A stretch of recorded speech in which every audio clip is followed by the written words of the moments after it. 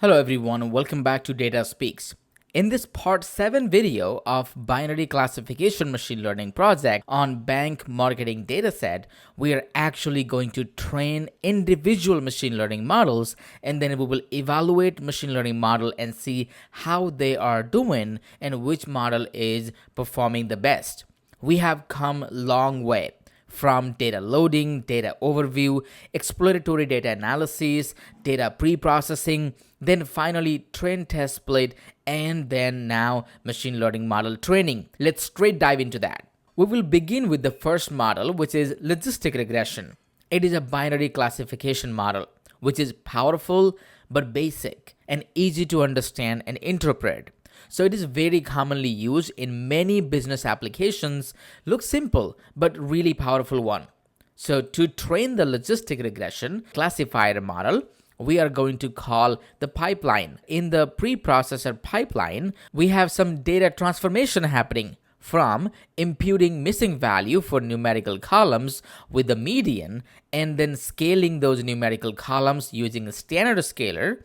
Then for the categorical data, we are filling out the missing value with the most frequent value, and then we are performing one-hot encoding for those categorical labels.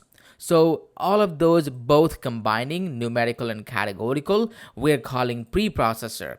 So calling that preprocessor to ensure that our data is good fit enough to train the model. Now calling that preprocessor, our data is ready. Then we are initializing logistic regression model with a maximum iteration of training being 1000, and we have specified the class weight to be balanced, and we are setting up the randomization to be 42 to stabilize the randomness. Then this is the logistic regression model completely being initialized. Now, once the model is initialized with all necessary parameter, it is time to fit our X-train features and Y-train training labels, and the training features to the model. Once this fitting and training happens, then we will evaluate our classification model using the function we have defined above. And that will take logistic regression model, which we have initialized over here, then the training data that we have trained the model with, then the X test and Y test. This will be fed to the model to predict the labels. Then we will compare those predicted labels with the Y test values. Then here model name we're calling logistic regression so that we can store the results into the organized table, and we're giving the model name to be proper name of logistic regression. Now, once we have set up everything, let's run this. And now once the model is trained, it's really quick one because we have a pretty small set of data. So, and also from computational capacity perspective, logistic regression model is small model. So it will not take a lot of time to train unless the data set is significantly large. So our model is trained and we have the logistic regression evaluation results. Let's look at them. So training accuracy, we got 84% or 84.46%. We have a testing accuracy also being 84.35. Not huge difference. So we don't have to worry about the overfit problem. It's not that issue anymore. But when you look at the test precision and test recall, so precision is significantly lower. Now we will check the classification report as well, where exactly that is going down. And F1 score also is not that great for the test set. And here our test ROC-AUC is promisable. Now on the classification report, if you see for the label 0, then precision is 97, recall is 85, F1 score is 91. Very nice. We are correctly identifying most of the customers, those are not subscribing to the term deposit. However, if we wanted to find out or predict those customers who are actually subscribing for the term deposit, precision is 41. That means out of all predicted as a customers who will subscribe to the term deposit, only 41% are actually subscribed to the term deposit. When it comes to recall, out of all customers who have subscribed to the term deposit, only 82% of those were captured. If we take the harmonic mean of precision recall, then we have F1 score of 55% for those who have actually subscribed to the term deposit, and we have 84% accuracy, which is good. But when it comes to the label 1, then our model is not able to perform very well. If we closely look at the confusion matrix, this confusion matrix gives even more clear picture. So here in this side, if you look at, so 6761, that means actual label was 0 and predicted label also was 0.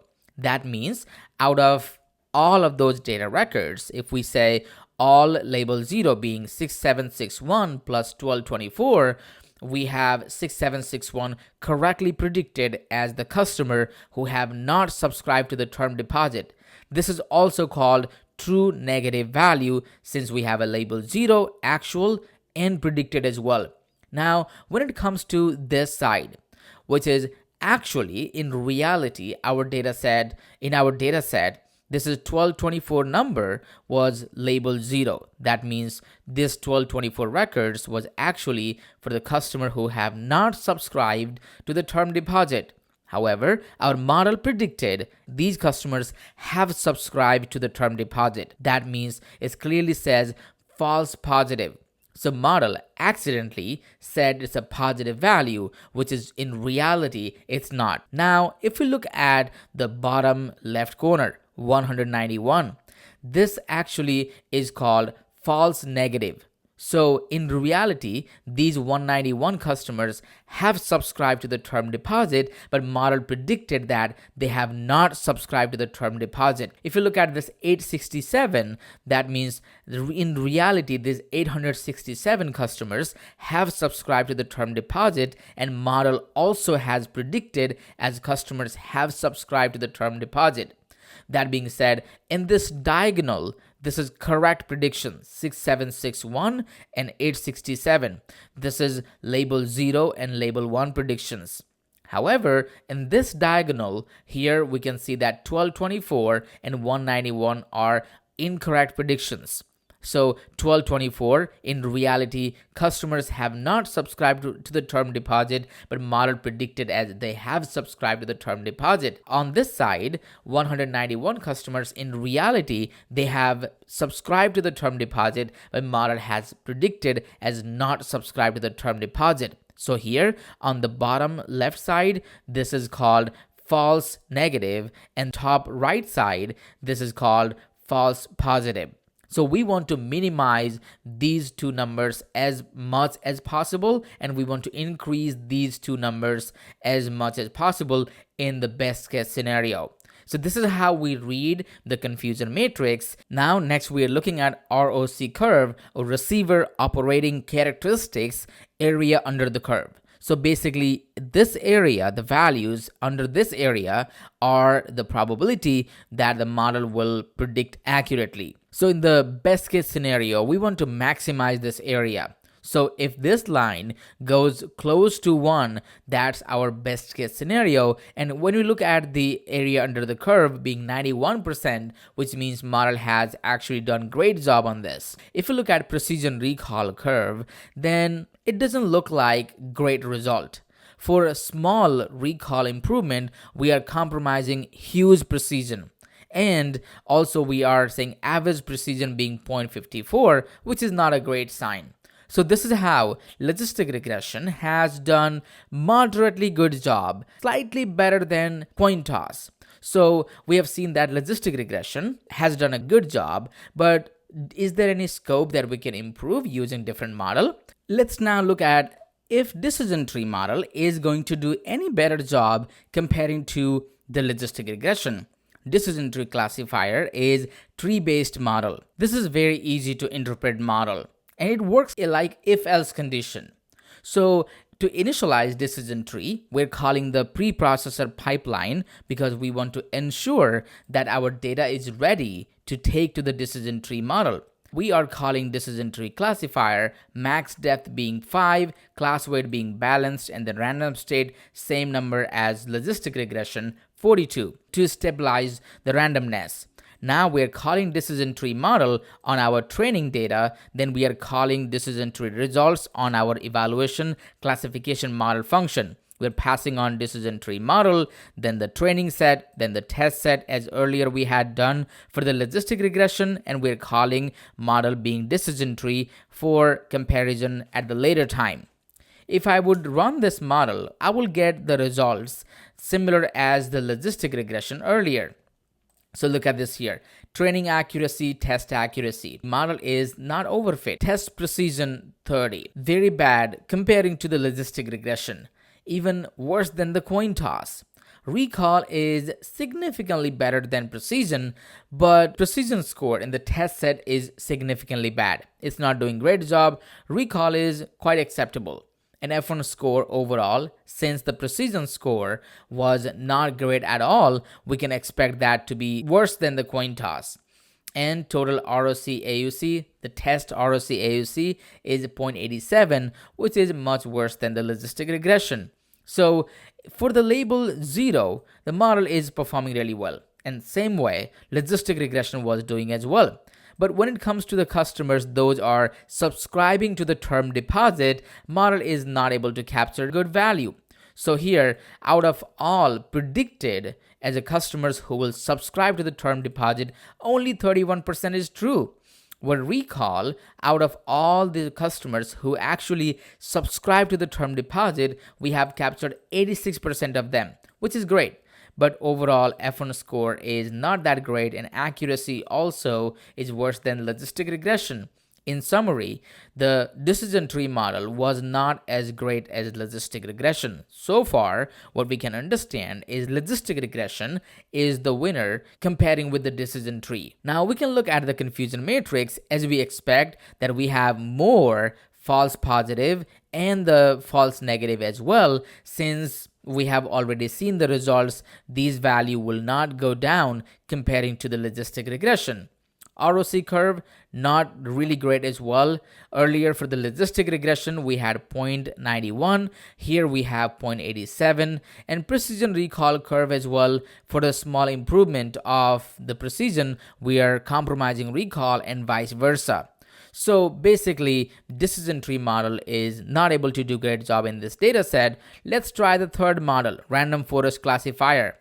We are setting up a little bit extra parameter values comparing to the previous models, as random forest classifier combines the decision from many decision tree and takes the voting of the maximum voters. And this is more complex than any other models. This is one of the ensemble models.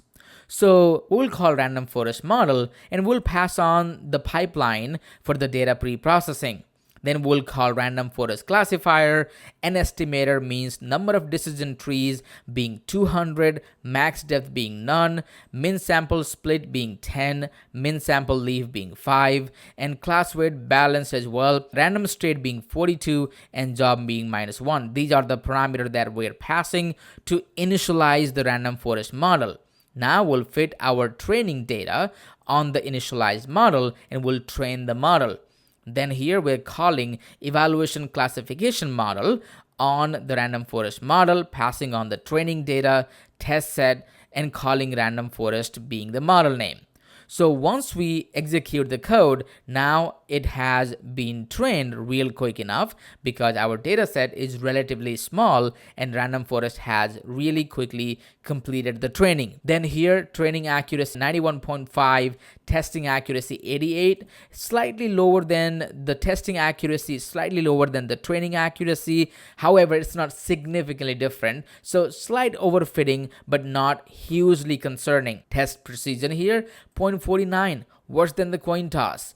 Recall also is not very great. F1 score 0.60, slightly better than the logistic regression model. However, it's not that promisable.